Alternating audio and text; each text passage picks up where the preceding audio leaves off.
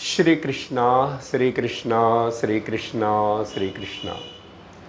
गुरुर्ब्रह्मा गुरुर्विष्णुः गुरुर्देवो महेश्वरः गुरुः साक्षात् परं ब्रह्म तस्मै श्री गुरवे नमः।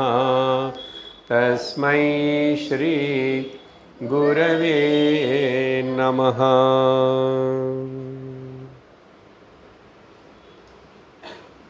हरि ओम तत्सत्।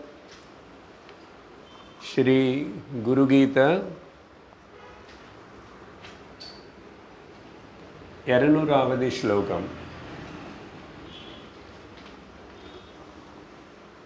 ईश्वर उवाच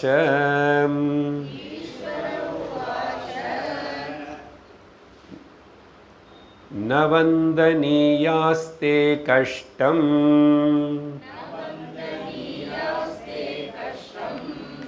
दर्शनात् भ्रान्तिकारकाः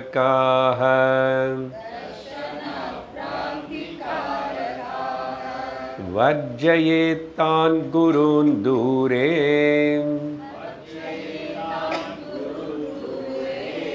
धीरानेव समाश्रयेत्।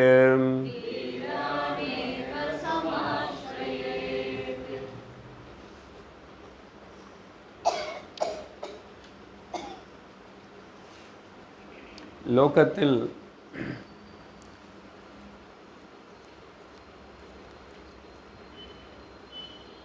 என்னென்னமோ தெரிஞ்சுக்கிறதுக்கு யார்கிட்ட இருந்தோ தெரிஞ்சுக்கிறதுக்கு நம்ம ஓடி போகிறோம். அப்படின்னு டீச்சர்கிட்ட ஓடி போகிறோம். சின்ன வயசுலேருந்து அது படிக்கிறதுக்கு இது படிக்கிறதுக்கு அதுக்கு கற்றுக்கிறதுக்கு இது கற்றுக்கிறதுக்கு டீச்சர்கிட்ட ஓடி போகிறோம். ஆனால் அந்த டீச்சர்ஸ் எல்லாருமே குருவன்னு சொல்ல முடியாது. இந்த குருகீதை சிவபெருமானுடைய விவரம் எக்ஸ்பிளனேஷன் பார்த்தா யார் நமக்கு அக்ஞானத்தில் நீக்கிடுவாரோ, ஆத்ம வித்தை உபதேசம் பண்ணுவாரோ அவர்தான் குரு. அப்படிப்பட்ட ஒரு குரு கிடைக்கிறது, அப்புறம் ஆத்ம வித்யா தத்துவபோதம் நம்ம கேட்கறது தெரிஞ்சுக்கிறது, இதுக்கு மிஞ்சி இன்னொன்று இடத்துக்கு எங்காவது போய் ஏதாவது சாதிக்கணும் అనేది முக்கியம் இல்லை. பண்ணுறோம், ஆனால் அது முக்கியம் இல்லை. அதெல்லாமே கூட செகண்டரி அது சொல்லணும். அப்போது இந்த மாதிரி குரு நமக்கு கிடைக்கிறது அது கூட ஈஸ்வர கிருபைனால தான், நம்முடைய புண்ணிய கர்மத்தினால தான் அது ஏற்படும்.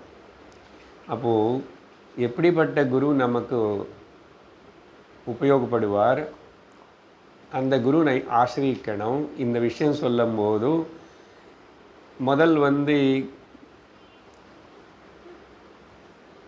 பல கடந்த சத்சங்கத்தில் இந்த சாஸ்திரம் நீயே படிக்கிறே, நீயே தெரிஞ்சுக்கிறே, அப்புறம் யாரோ பல பேர் சொன்ன பல விஷயங்களுக்கு பின்னாடி நீ ஓடி போகக்கூடாது. அதனால் அது எல்லாமே உனக்கு நீ மாட்டிக்குவதில்லை. சாஸ்திரம் இங்கே ஜாலவனே சொல்லிட்டார், ஒரு வலைக்கு போல் வலையில சிக்கினது போல் ஆயிடுவேன். அதனால குரு ஈஸ்வரத்தினை நல்லா நம்ம ஆசிரியிக்கணும். குரு ஈஸ்வரன்னா ஈஸ்வரன் சமமாக இருக்கிற குரு. ஈஸ்வரனை பற்றி நமக்கு சொல்லிக் கொடுக்குற குரு, ஈஸ்வரனை பற்றி நமக்கு சொல்லிக் கொடுக்குற குரு. அதுக்கப்புறம் குரு வேறே ஈஸ்வரன் வேறே கிடையாது. ஏன்னா ஜீவ ஈஸ்வர பேதம் இல்லாதனால குரு ஈஸ்வர பேதம் கூட இல்லை. அது சொன்னதுக்கு பிறகு இப்போது படித்த 200வது ஸ்லோகத்தில் அதுக்கு முன்னாடி கூட கொஞ்சம்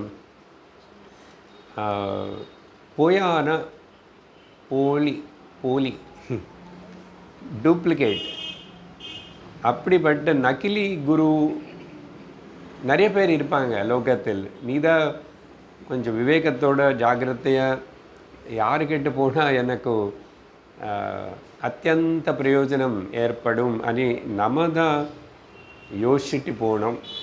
அப்படி சொல்லும்போது இந்த 200வது ஸ்லோகத்தில் கடந்த சத்சங்கத்தில் அங்கே வரைக்கும் நிறுத்திட்டோம்.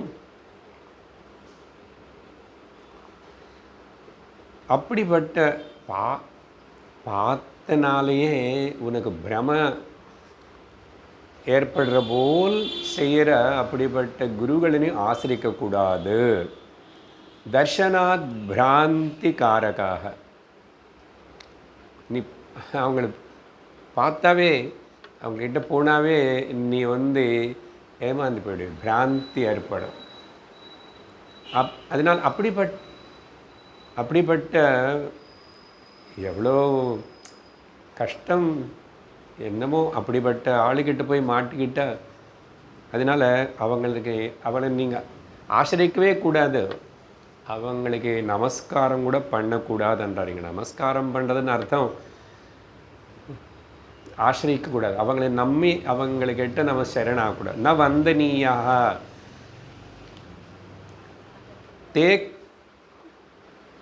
கஷ்டம்னா உனக்கு நஷ்டம் ஏற்படும், நீ நஷ்ட போயிடுவே. தர்ஷனத்தினால மட்டுமே உனக்கு பிராந்தி ஏற்படும்.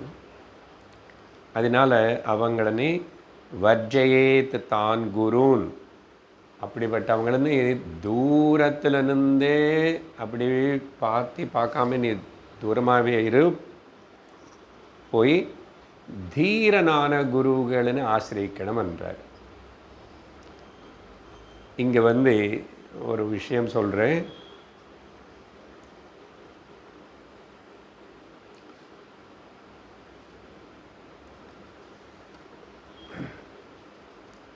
பாம்பு விஷம் சாப்பிட்டவன்னு தான் அது கொலை பண்ணும், சரியா? ஆனால்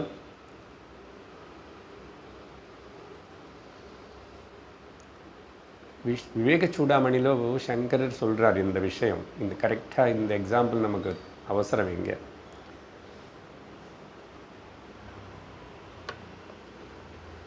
தோஷேன தீவிர விஷய, அந்த விஷயங்கள்னா தெரியும் நமக்கு. ஆத்ம தவிர மிச்சமெல்லாம் விஷயந்தான். அதில் எவ்வளவோ தோஷம் இருக்கு. எப்படிப்பட்ட தோஷம்னா கருப்பு நாகம்,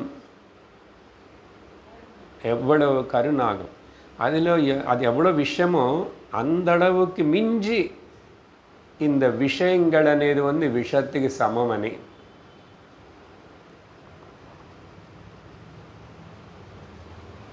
அஷ்டாவக்ர கீதையில் ஆரம்பத்தில் முதல் ஸ்லோகத்தில்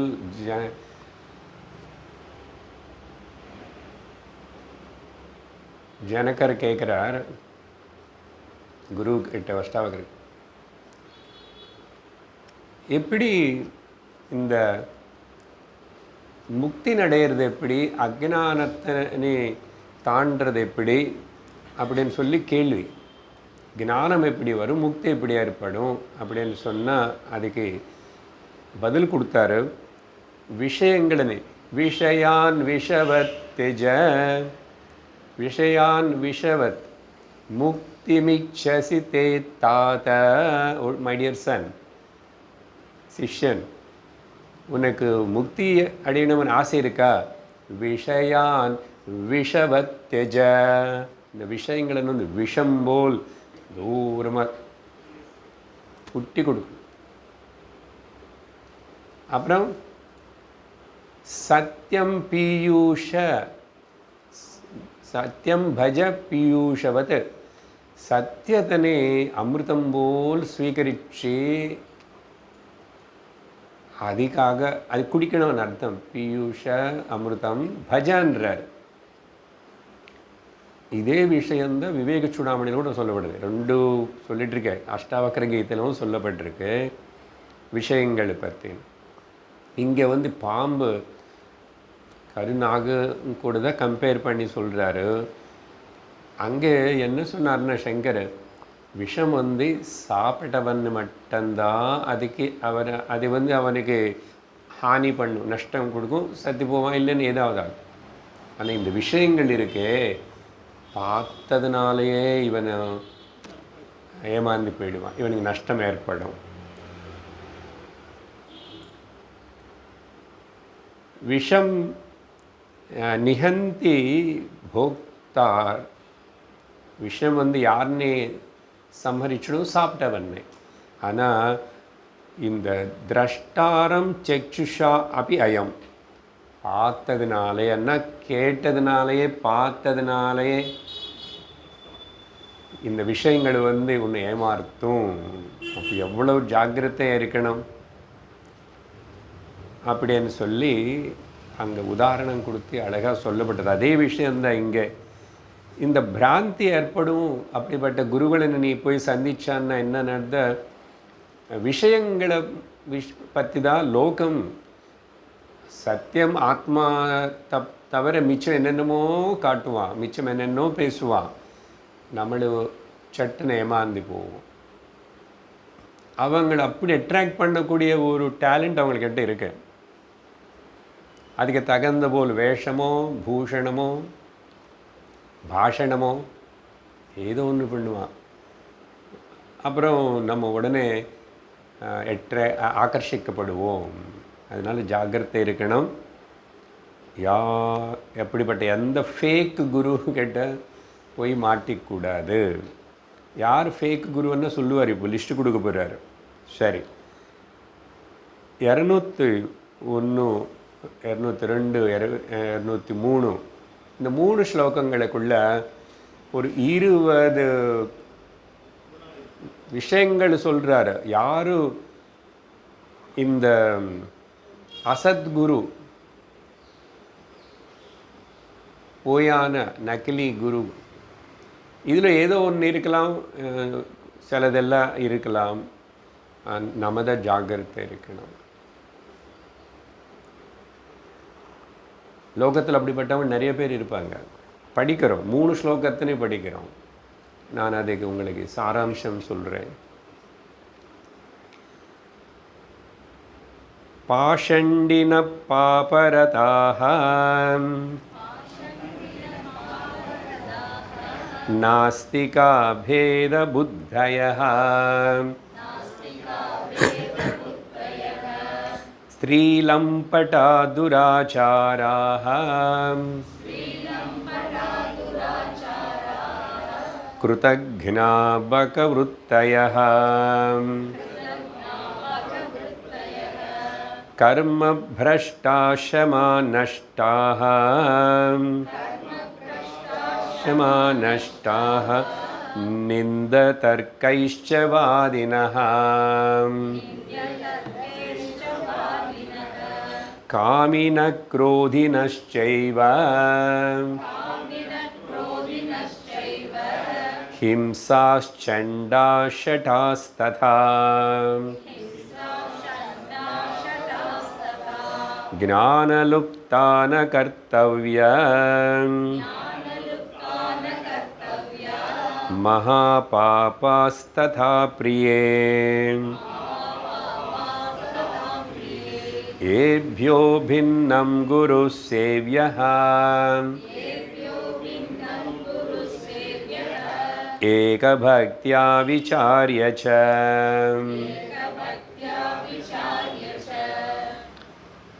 हे प्रिय पार्वती देवी, my dear beloved student, சிஷ்ய பிரியே, நான் இப்போ சொன்ன இந்த மேலே இந்த மாதிரி ஏதாவது அவங்கக்கிட்ட இது இருந்துச்சுன்னா அந்த மாதிரி அவங்களுக்கு குருவாக நீ ஆசிரித்து ஸ்வீகரித்து அவங்கக்கிட்ட போகக்கூடாது. அதுக்கு பின்னமாக அது இல்லாமல் இருக்கிற குரு, அந்த குருவினை ஆசிரிக்கணும், சேவிக்கணும்.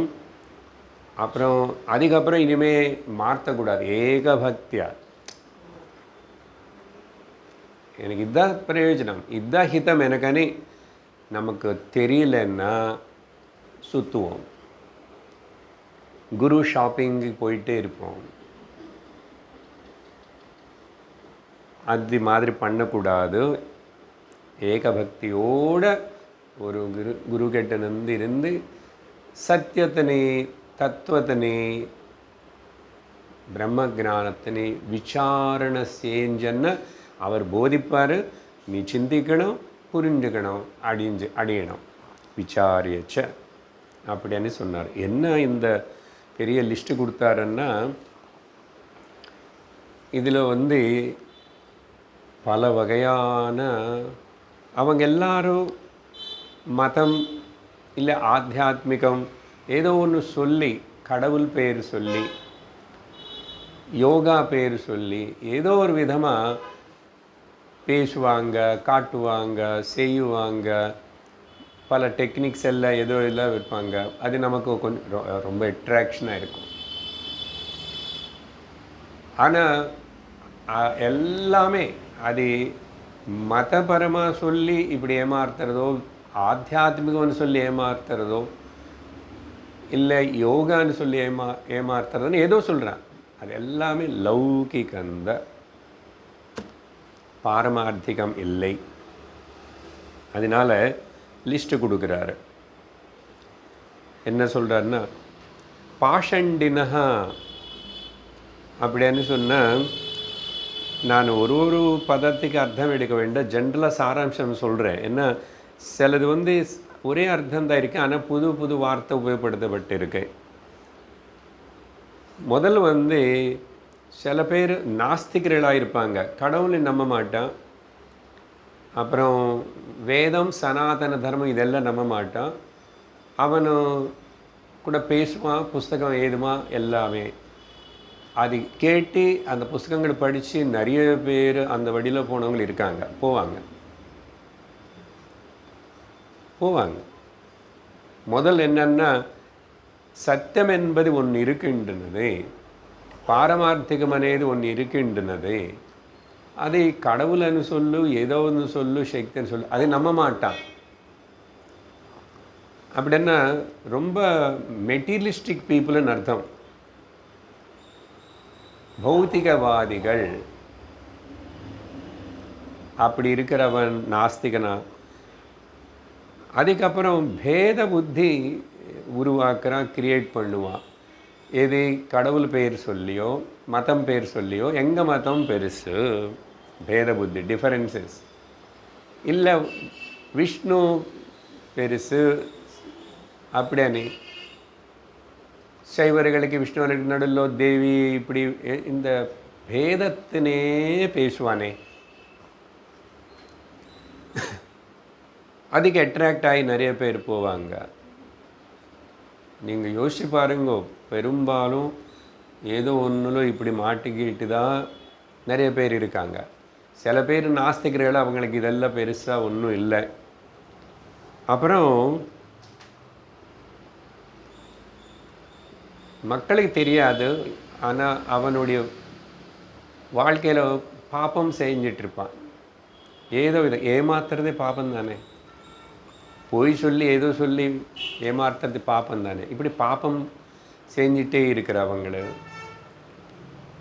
அப்புறம் பாஷண்டினகான்னு சொன்னால், இந்த மாதிரி வேதத்துக்கு நம்பாதவங்களன்னு பாஷண்டினகான்னு சொல்கிறது பேர். அது நான் நாஸ்திகான்னு சொல்கிறதுக்கே சொல்லிட்டேன்.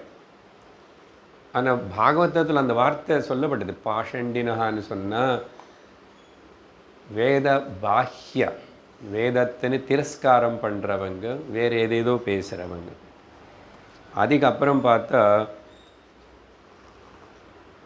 ஸ்திரீகளுக்கு ரொம்ப அடிமையாக இருக்கிறவன், ஸ்திரீ லம்பட்டாக அப்படின்னு சொன்னால், ஒரு பாரியன்னு வச்சுக்கிட்டு குருஹஸ்தனாக இருந்தால் தவறு கிடையாது ஒன்றுமே. ஆனால் இல்லீகலாக வேறு என்னென்னமோ சொல்லி வந்த சில பேர் ஏமாற்றி இப்படியெல்லாம் செய்கிறவங்களன்னு பேப்பரில் நியூஸில் பார்த்துட்ருக்குறோம். ஓகே, அது சட்டுன்னு வெளியில் தெரியாது, ஆனால் உள்ளுக்குள்ளே என்னென்னமோ நடந்துகிட்ருக்கும். அந்த மாதிரி அப்படின்னா இன்னும் அவனுக்குள்ள காமம் போல, வியாமோகம் போல. அதனால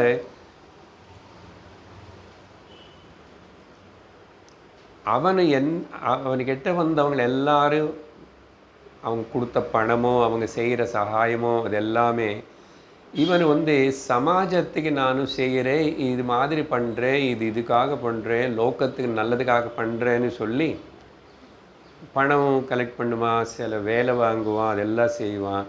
ஆனால் அதெல்லாம் அவனுடைய சொந்த சுகத்துக்காக, லக்ஸரிஸுக்காக தெரியாமல் வேறு எங்கோ ஏதோ நாட்டிலோ பேங்க்கிலோ அங்கே போட்டு அங்கங்கே சில ப்ராப்பர்ட்டிஸ் எல்லாம் வாங்கி அப்படியெல்லாம் நடந்துகிட்ருக்கு.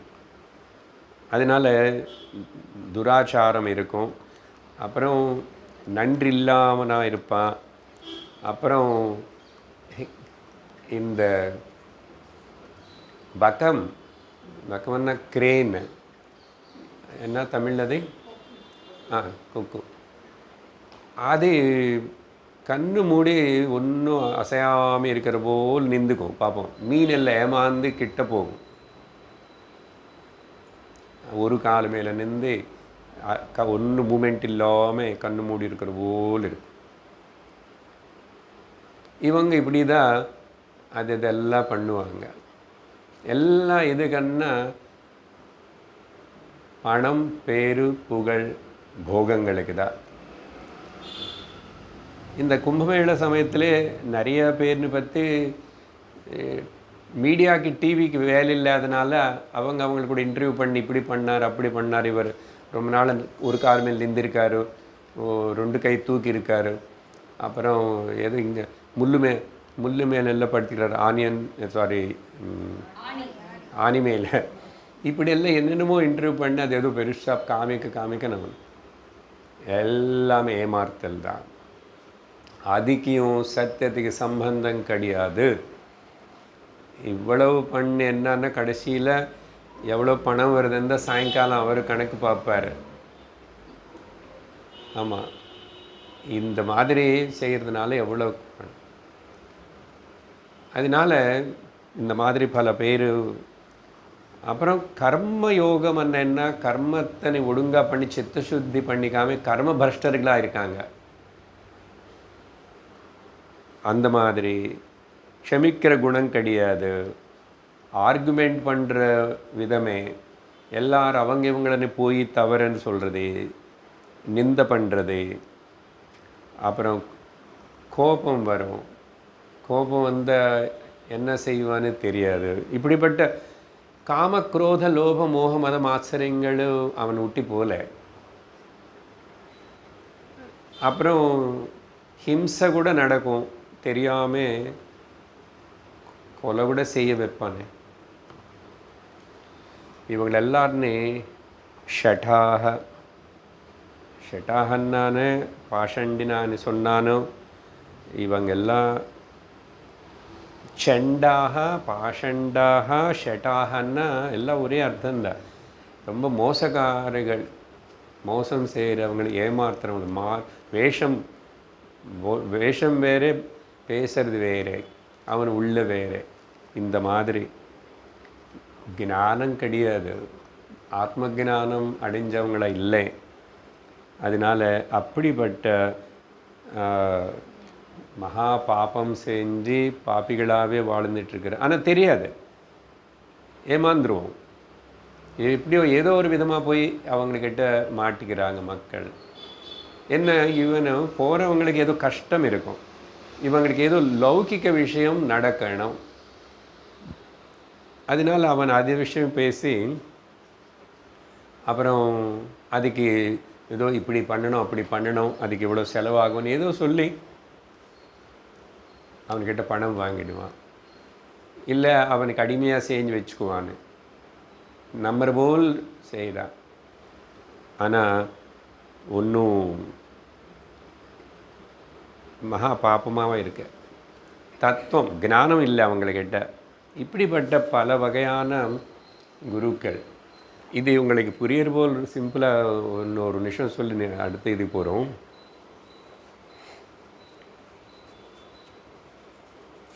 வர மக்கள் எது ஆசிச்சு எது வேணுமன்னு அவங்களுக்கு கடவுளை பூஜிக்கிறாங்க, கடவுளை நம்புறவங்களன்னு பற்றி பேசுவோம். நாஸ்திகள்னு விட்டுடுங்க.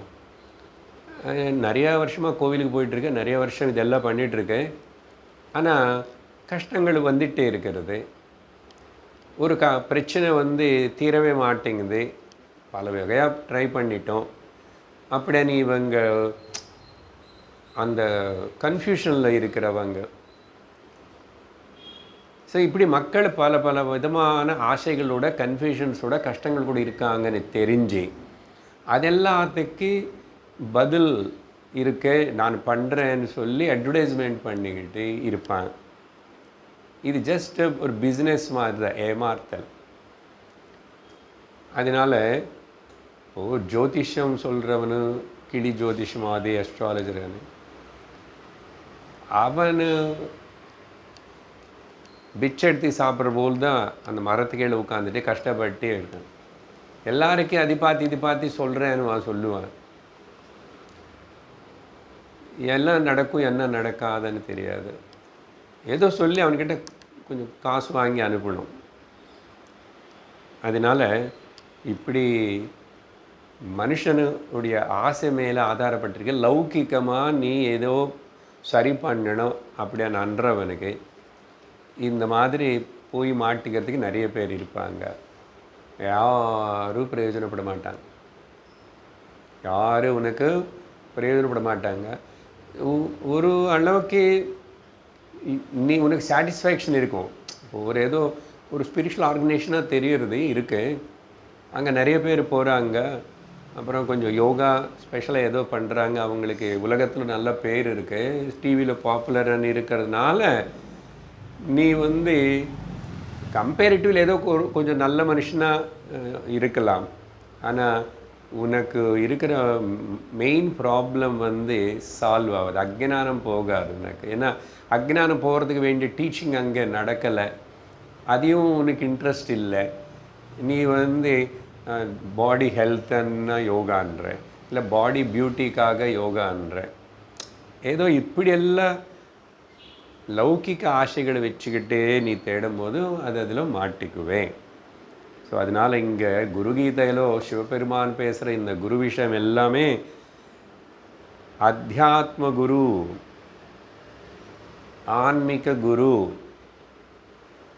பாரமார்த்திக விஷயம் மட்டும் பேசி நமக்கு புரிய வைக்கிற குரு, உபதேசம் பண்ணுற குரு தான் வேணும்.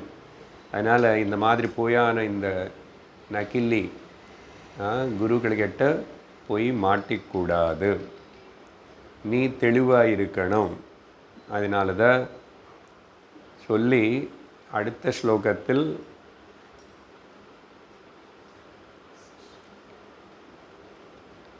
என்ன சொல்கிறாருன்னா படிக்கிறோம்.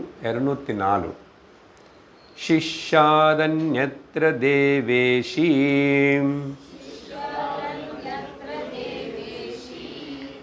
நவதேத்யஸ்ய கஸ்யசித்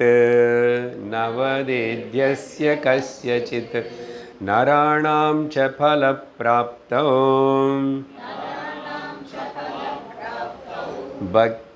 பக்திரேவ ஹி காரணம்.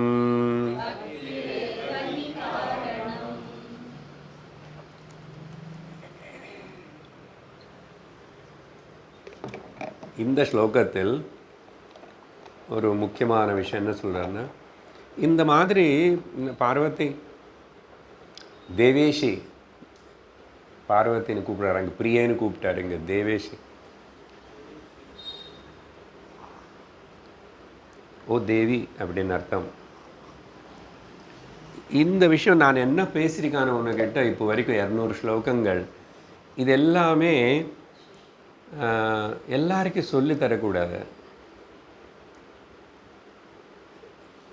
சிஷ்யனாக வந்தவனுக்கு மட்டும்தான் சொல்லணும். சிஷ்யனாக வருதன் என்ன சார் அப்படின்னு சந்தேகம் வரும். அதனால் சிஷ்யாத் அந்யத்ர ந வதேத். சிஷ்யஸ்தானத்தில் இருந்து சிஷ்யனுக்கு இருக்கிற வேண்டிய லட்சணங்கள் இருக்கிறவனுக்கு தவிர ஒருக்காகவும் வேறு யாருக்கு இந்த உபதேசம் பண்ணக்கூடாது. ஏன் அப்படி சொல்கிறேன்னு சொன்னால், மனிதர்களுக்கு அவங்க இந்த உன்னதமான பக்தி, ஞானம், முக்தி, முதல் பக்தி అనేది ஃபண்டமெண்டல் இருக்கணும். அது ஏகரூப பக்தி, அப்புறம் சகுண பக்தி இருக்கணும். அந்த பக்தி அப்புறம் ஞானத்துக்கு முக்திக்கு லீட் பண்ணும். சரி, பக்தி இருக்க எனக்கு நீ நினைக்கிற பக்தி இல்லை சொல்கிற டெஃபினேஷன் பக்திக்கு.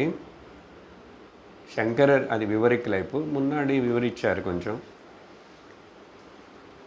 அதனால் ஒரு மனிதனுக்கு கரெக்டான சரியான ஒரு பலன் கிடைக்கணும். இது దైవిక విషయంలో ఆధ్యాత్మిక విషయంలో రెండు சொல்கிறேன். దైవిక விஷயம்னா எனக்கு ஸ்வர்க்கம் வேணும், ஒரு பலம், தெய்வீக விஷயம். அது இங்கே நடக்கிற விஷயம் இல்லை. இல்லை ஆத்ம ஜானம் அடையணும், பிரம்ம ஜானம், ஏதாவது ஆட்டம். அந்த பல பிராப்தி, பலம் அவன் அடையிறதுன்னு அதுக்கு காரணம் பக்தி மட்டும்தான் அப்படின்னு சொல்கிறார். 2வது வரியிலோ பக்தி மட்டும்தான் அந்த பலம் பிராப்திக்கு காரணம் அப்படின்னு சொன்னார். இது என்ன அப்படி என்ன அர்த்தம்னா, நம்ம பொதுவாக ஸ்ரத்தா பக்தி இருக்கிறவனுக்கு சொல்லி தரணும். சிஷ்யன் அப்படின்னா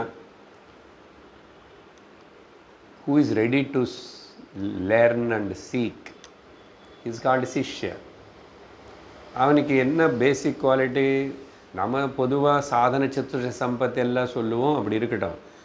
முதல் ஸ்ரத்தா பக்தி இருக்கணும். இன்னும் ஸ்ரத்தா பக்தி இதுக்கு சங்கரர் விவேக சூடாமணியில் என்ன சொன்னாருன்னா, மோக்ஷ சாதன சாமக்ரியாம், மோக்ஷமுன்னு சாதிக்கிறதுக்கு சாதனங்கள் சாமாகிரி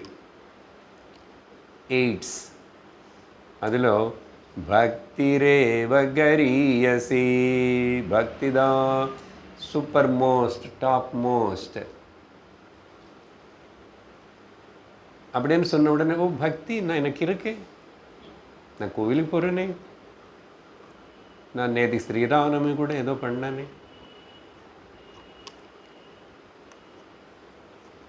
உனக்கு நிஜமான பக்தி இருந்துச்சுன்னா ஏகரூபில் நீ பகுரூப பக்திக்கு வந்திருக்கணும், பகுரூப பக்தியில் அரூப பக்திக்கு வந்திருக்கணும்.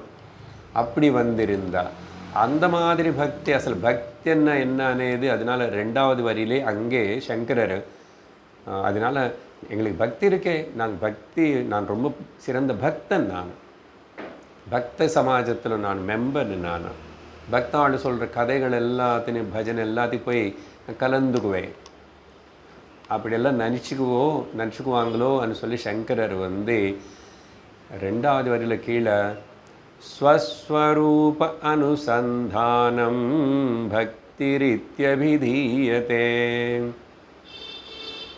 ஆத்ம மேல திருஷ்டி, ஸ்வஸ்வரூப அனுசந்தானம், கான்சன்ட்ரேஷன், ஐடென்டிஃபிகேஷன், உன்னுடைய நிஜஸ்வரூபம் என்ன, நான் என்னுடைய ஸ்வரூபம் என்னன்னு சொல்லி அது கூட அனுசந்தானம் செய்கிறது தான் நிஜமான பக்தி அன்னார். ஏன் அப்படி இவர் வேதாந்த ஆச்சாரியர்னால அந்த ஸ்வஸ்வரூப அனுசந்தானம். நீ சாதாரண ஏகரூப பக்தி அதெல்லாம் பண்ணி கூட கிராஜுவல்லி இட் டர்ன்ஸ், ஓகே, ஈஸ்வரனு நான் ஜீவனு, நான் ஆசாமி அவர் சுவாமி, சேவகன் நான், இப்படியெல்லாம் சொல்லி சொல்லி வரி கடைசியில் அந்த சுவாமியே அந்த கடவுளே பேசின பேச்சு நீ ஒழுங்காக கேட்டாயன்னா, சும்மா கதை கேட்கக்கூடாது, புராண கதையிலோ ஏதோ கொஞ்சம் மட்டும் கேட்கக்கூடாது. அப்படி கேட்டால் என்ன உனக்கு புரியும்? நீ நானும் வேற இல்லைப்பான்னு சொல்லுவார். எல்லா இடத்துலையும் அது சொல்லப்பட்டிருக்கு. சிவபுராணம்னு சொல்லப்பட்டிருக்கு, விஷ்ணு புராணம்னு சொல்லப்பட்டிருக்கு, பாகவத புராணம்னு சொல்லப்பட்டிருக்கு, பாரதத்தில் சொல்லப்பட்டிருக்கு, ராமாயணத்திலும் வரும். ஆனால் அது எங்கே வந்துச்சு, எவ்வளோ வந்துச்சுன்னு அடங்கி உள்ளே இருக்கும். அதை கவனிச்சிக்காம நம்ம மேலோட்டமாக போயிட்டு இருந்தால் உனக்கு அப்போ அந்த ஈஸ்வர பக்தனும் பகவானும் ஒன்று தான். அப்படின்னு வரும்போது அப்போது ஒன்று நீ தெரிஞ்சுக்கிட்டா பகவானை தெரிஞ்சுக்கிட்டது போலுதா, பகவான்னு நிஜமாக தெரிஞ்சுக்கிட்டுன்னா உன்னை நீ தெரிஞ்சுக்கிட்டது போலுதா, நிஜமாக தெரிஞ்சுக்கிட்டா. அதனால ஸ்வஸ்வரூப அனுசந்தானமனை வார்த்தை உபயோகப்படுத்திட்டார் சங்கரர் விவேக சூடாமணிக்குள்ளே. புரிஞ்சுதா? அப்படின்னு சொல்லி இந்த ஸ்ரத்தா பக்தி கமிட்மெண்ட், ஸ்ரத்தன்னா கமிட்மெண்ட், அதனால் பக்தி. பொதுவாக தத்துவபோதத்தில் அங்கே பார்த்தா ஸ்ரத்தான்னா அர்த்தம் என்ன அப்படின்னா விவேக சூடாமணி கூட சொல்லுவார், குரு சாஸ்திர வாக்கியஸ்ய அத்தியந்த விஸ்வாசா ஸ்ரத்தா. அதானே சார், நான் யாருன்னு ஒரு குருன்னு ஆசிரிச்சா அவர் சொன்னது நான் நம்புகிறேன்னு விஸ்வாசம். ஆனால் என்ன சொல்கிறாரு? லௌகிக விஷயம் சொல்கிறாரா, பாரமார்த்திக விஷயம் சொல்கிறாரா? லௌகிக விஷயங்களுக்குள்ளே ஒன்றும் நடக்க போகிறதில்ல, அது ஒன்றுமே சாஸ்வதம் இல்லை. எவ்வளவுக்கு நீ வரும் அடுத்த ஸ்லோகத்துகளுக்குள்ள லௌகிக்கத்தை தியாகம் பண்ணணும். லௌகிக்கத்தில் இம்பார்ட்டன்ஸ் கொடுக்கக்கூடாது. அப்போது அது குரு வாக்கியம், அந்த குரு கூட சாஸ்திரத்தினை ஆதாரமாக வச்சுக்கிட்டு பேசுகிறாரா இல்லையா?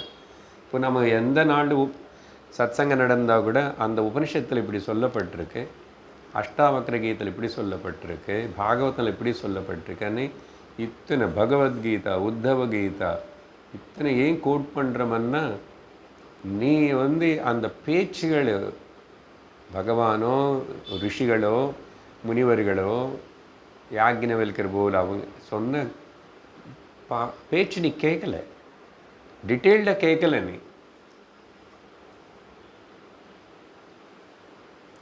கதை கேட்டுட்டு ஒரு நாராயணா விஷ்ணுவனை பெயர் சொல்லிக்கிட்டு நமஸ்காரம் பண்ணி பஜனை பண்ணால் போதும்னு நினச்சிக்கிறேன். நீ அது வேலை பண்ணாது, பத்தாது. அதனால தான் இங்கே அப்படி சொல்லப்பட்டிருக்கு. சொல்லி அடுத்த ஸ்லோகம் 205 குருவுடைய 5 குணங்கள் மறுபடியும் யாரும் சத்குரு விஷயம் இல்லை. குருவில் இந்த மாதிரி 5 வகையான குருகள் இருக்கார் அப்படின்னு இல்லை. இந்த 5ம் ஒரு குருக்குள்ளே கூட இருக்கலாம். இப்போ சொல்கிற போகிற வார்த்தைகள் படிப்போம். கூடோ திருடஷ்ச பிரீதிஷ்ச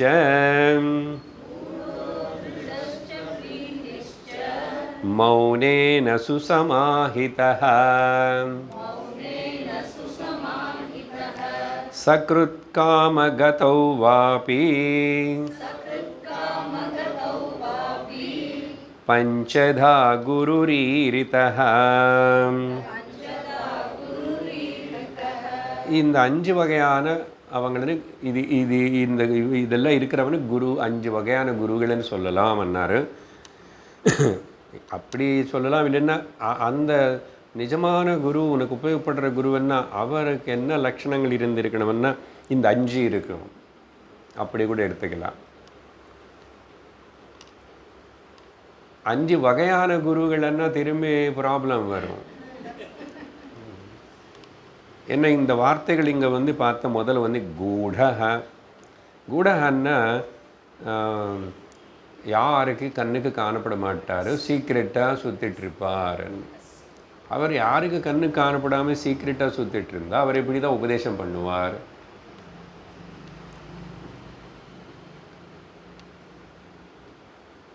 எப்போ ஒரு நாள் நான் எங்கோ பார்த்தேன், அவர் ஒரு மகாத்மா, அப்புறம் ஒரு என்னது ஞானி இல்லைன்னா அவதூத இப்படியெல்லாம் சொல்லி பேசுகிறாங்க. கொஞ்சம் மக்களுக்குள்ள ஏதோ பேர் இருக்குது. நம்ம திருவண்ணாமலை சேஷாத்ரி சுவாமிகள் அவர் போல் அவர் ஒரு நாளில் சந்திச்சா எனக்கு கேட்டு அப்படி நான் எனக்கு பிரம்மஜான உபதேசம் பண்ணுங்கன்னு ஏதோ கேட்டான் ஒருத்தனும். சுண்டக்காய் சாப்பிடுன்னு சொல்லிட்டாரு, போயிட்டார் அவர். இது என்னது இப்போ அது அப்படி வேலை ஆயிருக்குமா? அவனுக்கு பிரம்மஜானம் அடைஞ்சிருப்பானா? ஸோ இந்த மாதிரியெல்லாம் தெரிஞ்ச சில கதை எழுதுவாங்க. அதுக்கப்புறம் அவனுக்கு என்ன ஆயிடுச்சு అనేది தெரியாது நமக்கு. அதுக்கு வேறு புஸ்தகமாக அவர் எழுதிட்டாரா, பிரம்மஜானம் அடைஞ்சாரு தெரியும். எப்படி தான் புரிஞ்சுக்கிறது இது? ஸோ இந்த மாதிரி கூடக சுகமகாமுனி போல் யாருக்கு தர்ஷனமே கொடுக்க மாட்டார் அண்ணன். ஆனால் எப்படியோ பரீட்சித் மகாராஜுக்கு தர்ஷனம் கொடுத்தார். ஆனால் 7 நாள் ராப்பகல் 7 நாளில் சொல்லி கொடுத்தார். கேட்டி கடைசியில் அந்த பாம்பு தீட்டி கடிக்கிறதுக்கு முன்னாடியே பரீட்சித்து விதேக முக்தன் ஜீவன் முக்தன் ஆயிட்டான். பக்தி ஞானங்கள் பரிபூர்ணமாகி போச்சு. அப்படின்னா அந்த குவாலிஃபிகேஷன் அப்படி இருக்கு. அந்த குரு அப்படி அந்த விதத்தில் சொல்லி கொடுத்தாரு, நடந்துச்சு. ஸோ பேசாமல் உபதேசம் பண்ணாமல் ஒன்றும் நடக்காது. ஸோ இங்கே கூடகான்னு சொன்னால் இவருக்கு பிரம்ம ஜானம் இருக்கா இல்லையான்னு அனதர் ஆங்கிளில் சொல்லிட்டு இருக்கேன். தெரியாது, பார்த்ததுனால தெரியாது. ஸ்கேன் பண்ணுவீங்களா?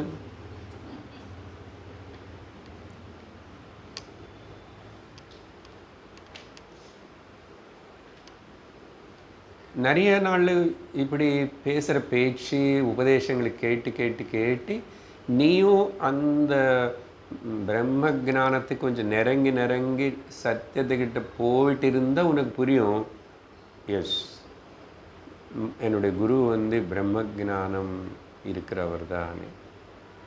ஸோ ஜெனரலாக பார்க்கும்போதோ இது வெளியில் அப்படி பார்த்து வேஷம் பார்த்தியோ பாஷை பார்த்தியோ இது எல்லாத்தினால இவர் பிரம்ம ஜானனி கண்டுபிடிச்சி சொல்ல முடியாதனால கூடஹா.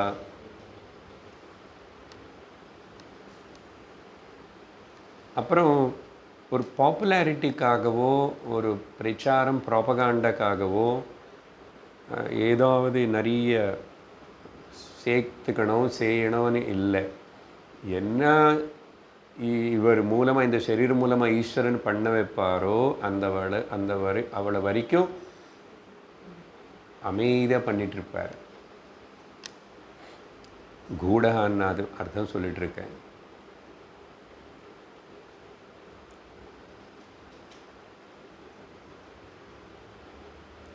நெருப்பு சாம்பல் மேலே இருக்க, நெருப்பு உள்ளே இருக்கிறது தெரியாது, கூடமாக இருக்கு. அதனால் தெரிஞ்சுக்கிறது கஷ்டம்தான். கூடக சப்போஸ் நான் 10 வருஷம் 15 வருஷம் அதே குருன்னு பார்த்துட்ருக்கேன், கேட்டுட்ருக்கேன். அப்படி இருந்தப்போ எப்பாவது ஏதாவது காரணத்தினால அவர் அவர் சொல்கிற பேச்சில் திரும்பி ஒரு மாற்றம், ஒரு இறங்கிறது, திரும்பி ட்ராக் மாற்றுறது,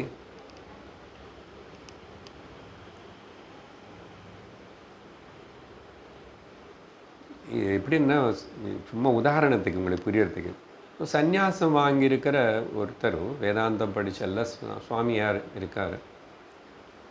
அப்புறம் சந்நியாச வேஷம் விட்டுட்டு திரும்பி சாதாரணமாக திரும்பி கல்யாணம் பண்ணிக்கிட்டோ இல்லைன்னா கல்யாணம் பண்ணிக்கல ஆனால் யாரோ ஒரு ஸ்திரீ கூட ஃப்ரெண்ட்ஷிப்பாக இருக்கிறதோ, இதெல்லாம் நான் பார்த்த விஷயங்கள். அதனால் சொல்கிறேன், நீங்கள் அவ்வளோ அவங்க அங்கே போய் பார்க்க முடியாது, தெரியாது. அப்படி ஆகுமா? ஒரு வாட்டி சந்நியாசம் போட்டுக்கிட்டதுக்கு அப்புறம் திரும்பி எப்படி பேக்கு கிரகஸ்தனுக்கு அப்படி சாஸ்திரம் ஒத்துக்கலையே சொல்லலையே பண்ணக்கூடாதே. நீ சந்நியாசம் வாங்காமல் இருந்துக்கோ, பரவாயில்ல. இது இப்படி ஒன் வே டிராஃபிக். இது கல்யாணம் ஆனதுக்கப்புறம் நான் திரும்பி பிரம்மச்சாரியான்னு யூ கெனாட் பிகம் பிரம்மச்சாரி. பட் கிரகஸ்தனாக இருந்து பிரம்மச்சரியத்தனை அனுசரிக்கலாம் சில வருடங்களுக்கு அப்புறம் வானப்பிரசன்னு போயிட்டேன். திரும்பி கொஞ்சம் வந்துட்டு இன்னொரு ஆளு கல்யாணம் பண்ணிக்கிட்டேன். இதெல்லாம் நடக்கும். எப்படி இருக்கும்? இதெல்லாம் இருக்கு லோகத்தில்.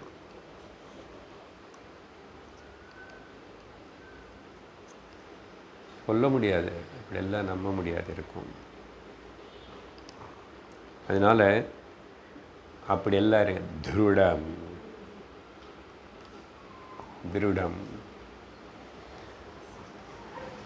சிஷ்யர்கள் கேட்குறாங்களா, புரிஞ்சுக்கலையா, கை தட்டுறாங்களா, ஆஹா ஊஹன்னு சொல்கிறாங்களா, சொல்லலையா, எல்லாரும்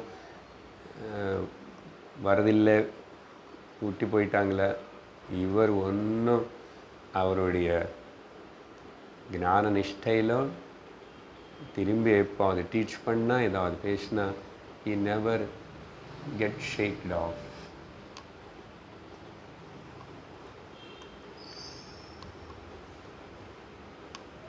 இன்னொரு உதாரணம் சொல்கிறேன், உங்களுக்கு தெரியாது, எனக்கு தெரிஞ்சனால பார்த்தேன். ஒரு அம்மா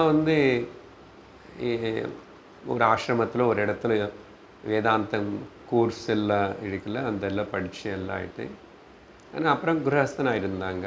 என்ன போல்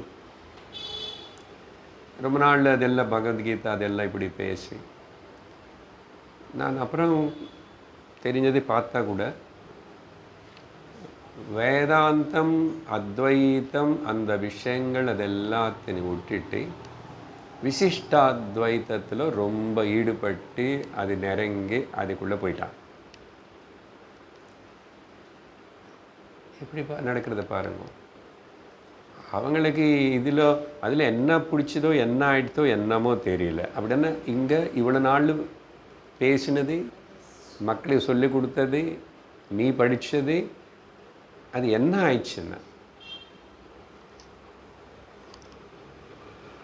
that lady, she knows. I won't tell now. I also know. இந்த நடுவில் எல்லோ கலர் ட்ரெஸ்ஸனே ஒரு ஸ்டேஜ் இருக்குது, காவி கலர் கொடுக்கறதுக்கு முன்னாடி. அப்படி ஆல்மோஸ்ட் அப்போது அது அதில் சில வாட்டி you can come back to the again. அது ஒரு பிரேக் நடுவில் செக்கிங் ஸ்டேஜ், செக் போஸ்ட். அதில் நிறைய வருஷம் இருந்ததுக்கப்புறம் தான் குருவும் பார்த்து எல்லாம் சேர்ந்து அப்புறம் தான் சந்நியாசம் கொடுப்பாங்க. இதுக்குள்ளே நீ இறங்கி கீழே வரலாம், நான் இல்லை கிரகஸ்தனா போகிறேன்னா தட் மச் இஸ் அலோவ்டு. அப்படி இருக்கிற மோர் தேன் 10 years ஆர் 15 years இருக்கிற ஒரு அம்மா, அவங்களுக்கு ஏதோ ஒரு ரெஸ்பான்சிபிலிட்டி கொடுத்தாங்க, இது பார்த்துக்குங்கோ இப்படி எல்லாமே பெரிய ஒரு இன்ஸ்டியூஷனும் மணி மேட்டர் எல்லாமே அவங்கள சுத்தமாக ஏமாற்றிட்டு எல்லாம் செஞ்சு அப்புறம் பணம் எல்லாம் ஏதோ ஒரு விதமாக திருடிட்டு மோசம் செஞ்சு குருன்னு விட்டுட்டு போயிட்டாங்க. இதெல்லாம் இருக்கு.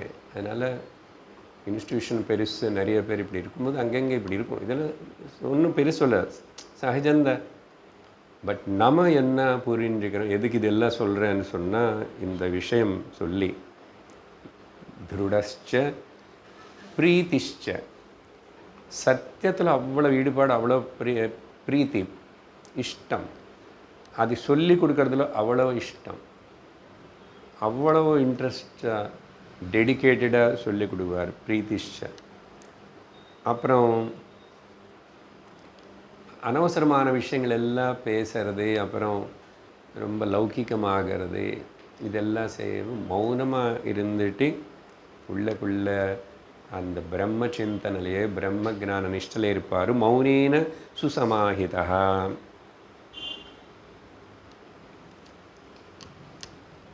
ஒன்ஸ் ஃபார் ஆல் உள்ளே இருக்கிற டிசைர் எது பற்றியும், ஏன்னா ஆல்ரெடி ஞானனிஷ்ட ஆயிடுத்து, தான் பிரம்மன்னு தெரிஞ்சுக்கிட்ட அப்புறம் ஒன்ஸ் ஃபார் ஆல் காமகதோ, எல்லா ஆசைகள் எது பற்றியும் ஆசை இல்லை. Once for all he is free from all the desires for the good. இப்படி 5 லட்சணங்கள் இருக்கும் அப்படின்னு சொன்னார். அதனால் சொல்லி 206 வந்து சர்வம் குருமுகாலப்தம் சபலம் பாபநாசனம் யத்யதாத்மஹிதம் வஸ்து தத்தத்ரவ்யம் ந வஞ்சயேத்.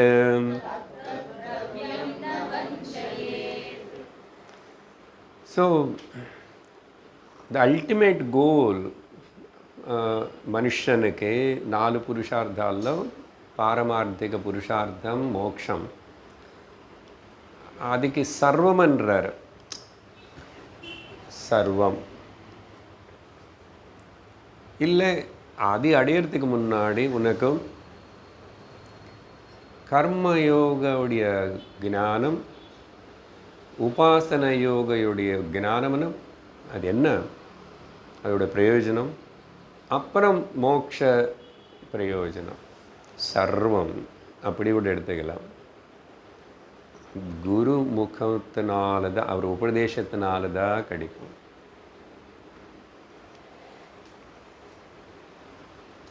குருமுகாத் லப்தம், அதுதான் சஃபலம், yield the final result. எதுகது? நீ பாப புண்ணியங்களிலிருந்து விடுவிக்கப்படுவாய். அங்கே பாபநாசனம் மட்டும் சொல்லப்பட்டிருக்கு. வேதாந்தத்தில் நம்ம எப்பவுமே பாப்பம்னு பேசிட்டா புண்ணியம் கூட எடுத்துக்கிறோம். துவந்தங்கள், புண்ணிய பாபங்களிலிருந்து you are free. Relative transitory வியாபகாரிக ஜகத் மாயா பிரபஞ்சத்தில் வந்து யூ ஆர் ரிலீவ்டு. அதுதான் மோட்சம். 2வது வரியில் 2 விதமான பாவம் சொல்லப்படுறது சொல்லுறாங்க சில பேர். என்னன்னா, எதெல்லாம் உனக்கு ஆத்ம ஞானம் அடையிறதுக்கு உனக்கு உதவி செய்கிறதோ, எதெல்லாம்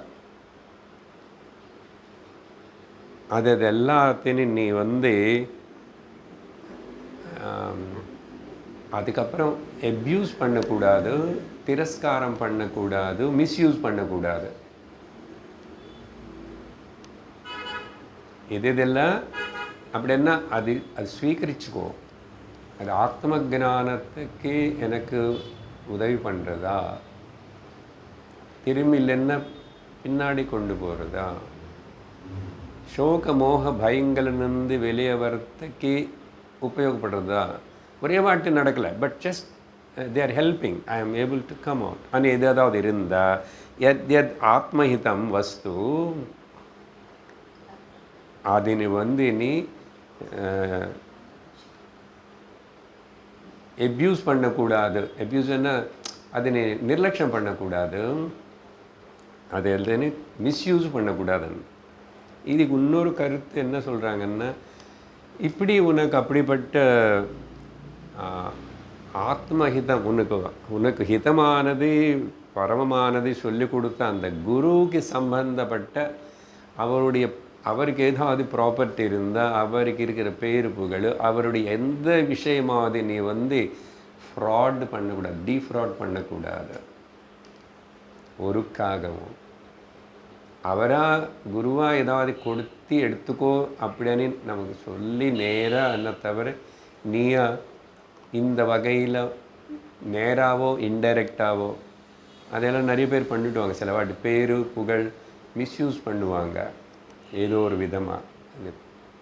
அது பண்ணக்கூடாது. ந வஞ்சயேத், never deceive your own teacher அப்படின்னு சொல்லி அடுத்த ஸ்லோகத்தில் 207 குருதேவார்ப்பணம் வஸ்து தேன துஷ்டோஸ்மி சூரதே ஸ்ரீகுரோः பாதுகாம் முத்ராம் மூலமந்திரம் ச கோபயேத்.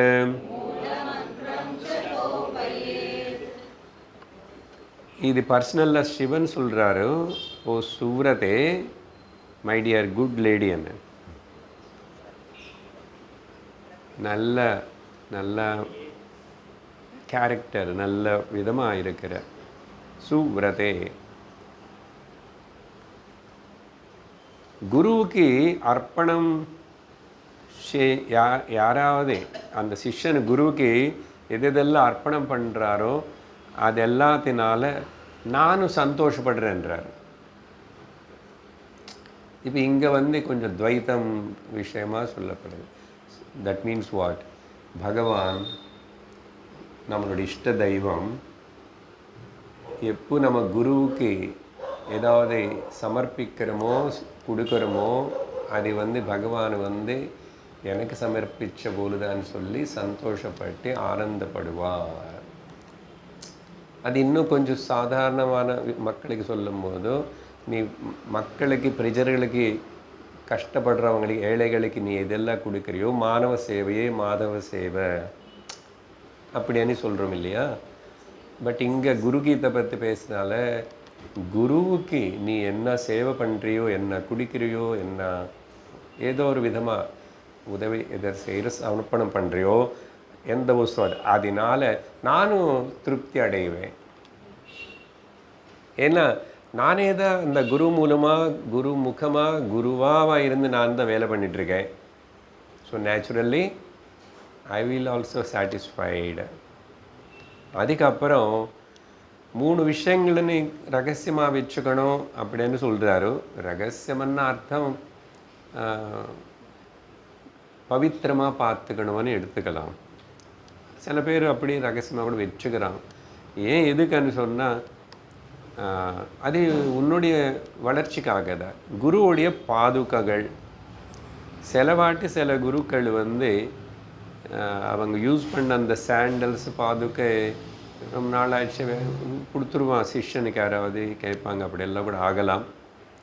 அதெல்லாம் வச்சிருப்பாங்க. அப்போ அது எல்லாமே அப்படி என்ன அர்த்தம்? ஒரு குரு நிறைய சிஷ்யர்லேருந்து எத்தனை பேருக்கு அவர் பாதுகை கொடுப்பார். கொடுக்கணும்னா திரும்பி அவருக்கு புதுசு ஏதாவது வாங்கி கொடுக்கணும். அப்படி என்ன அர்த்தம்? என்னோட குருவுடைய பாதங்கள் எனக்கு எவ்வளோ முக்கியம்னா அர்த்தம் நான் அவருக்கு சரணாகிறது எவ்வளோ முக்கியமனே.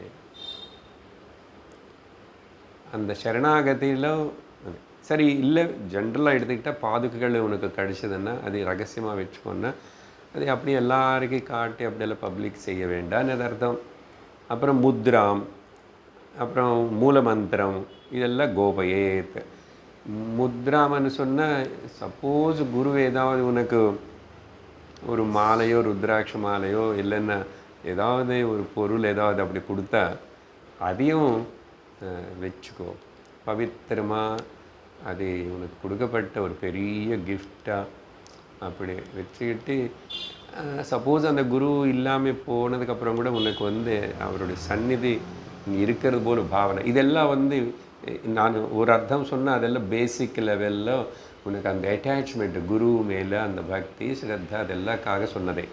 பட் நான் அதுக்கு மிஞ்சி ஹையரில் தான் சொல்லணும்னு விரும்புகிறேன்.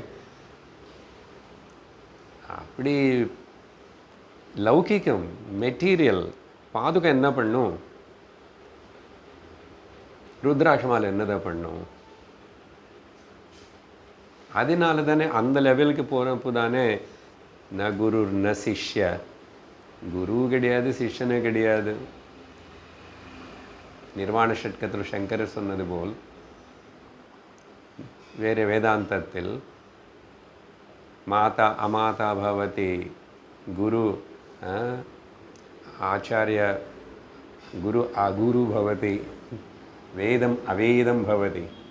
பாருங்க அப்படின்னு என்ன எல்லாம் தாண்டி எப்படி வரணும். அதனால் குரு கூட அட்டாச்மெண்ட் இருக்கக்கூடாது. குருவே என்ன சாஸ்திரத்து கூட அட்டாச்மெண்ட் இருக்கக்கூடாதாமா. பட் அந்த லெவலுக்கு போகணும்னா நம்ம எவ்வளவோ மெச்சூரிட்டி அண்டர்ஸ்டாண்டிங் இருக்கணும். ஐ டேக் இந்த வரிக்கு அந்த அர்த்தம் எடுத்துக்கிறேன் நான். ஏன்னா எனக்கு அது கரெக்டாக தோணுறது. உங்களுக்கு பிடிச்சிச்சின்னா ஓகே, சரியா. பட் சில வாட்டி சில குருகள் எதுவுமே கொடுக்க மாட்டுறாங்க. எப்போ சந்தர்ப்பம் ஏதோ கொடுத்தா இருக்கலாமே. பட் இட்ஸ் நாட் பாதுகா மந்திர மூலம் சொல்லலை, மந்திர தீட்சை கொடுக்கறது. பொதுவாக வேதாந்த குருகள் யாரும் மந்திர தீட்சைகள் எல்லாம் கொடுக்க மாட்டாங்க. யாராவது கட்டாயப்படுத்த அப்படி அந்த லெவலுக்கு வந்தால் கொடுப்பான். But it's not important for. அதெல்லாம் கொடுத்துட்டு உபதேசம் பண்ணுவார், பெரிய வேதாந்த உபதேசம் சாஸ்திர உபதேசம் பண்ணுவார். தவிர ஒரு மந்திர மட்டம் கொடுத்து எனக்கு அது போதும்னு, எனக்கு அதுதான் வேணும்னு, எனக்கு டைம் இல்லை, நான் வரமாட்டேன்னு சரி அவர் கேட்குறான்னு ஏதோ கொடுப்பான். தவிர but Guru is not interested in giving the only மந்திர தீக்ஷாஸ். ரியல் குரு, வேதாந்த குரு. சரி, எனிஹோ அதெல்லாம் உனக்கு கடிச்சதுன்னா ரகசியமாக வச்சுக்கோன்னா, அதோடைய முக்கியத்துவம் தெரிஞ்சுக்கோ, அதோடைய பெருமை தெரிஞ்சுக்கோ, அதோடைய அர்த்தம் தெரிஞ்சுக்கோ, அதோடைய மூலமாக அடைய வேண்டிய பலத்தின் அடையேன்னு அர்த்தம் கோபயேத்தன்னா. சரியா? இதுக்கு இதோடு நிறுத்துகிறோம். அதுக்கப்புறம் பார்வதி தேவி நடுவில் ஒரு ஸ்லோகம் பேசுகிறாங்க. இவ்வளோ உபதேசம் கேட்டதுக்கப்புறம் அது அடுத்த சத்சங்கத்தில் பார்ப்போம். ஓம் பூர்ணமத பூர்ணமிதம் பூர்ணாத் பூர்ணமுதச்யதே பூர்ணஸ்ய பூர்ணமாதாய பூர்ணமேவாவசிஷ்யதே. ஓம் சாந்தி சாந்தி சாந்தி. ஹரி ஓம் ஸ்ரீ குருப்யோ நமः. ஹரி ஓம். ஹரி ஓம் தத்சத்.